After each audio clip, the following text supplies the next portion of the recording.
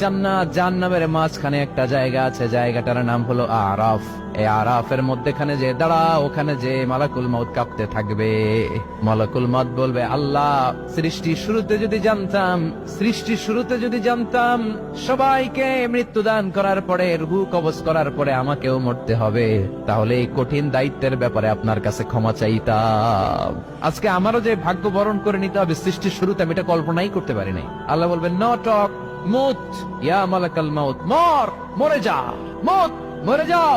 বলার সাথে সাথে মালাকুল মউত এক বিকট চিৎকার হাঁকিয়ে মরে যাবে। মালাকুল মউতের চিৎকারটা সেদিন এত ভয়ঙ্কর হবে, বিষ্ণু ঈসা ইসলাম বলেন, ওই চিৎকারের আওয়াজ যদি পৃথিবীর মানুষেরা কান দিয়ে শুনতে পেত, তাহলে কিয়ামত সংগঠিত হওয়ার জন্য আলাদা করে ইসরাফিলের সিঙ্গার প্রয়োজন হতো না।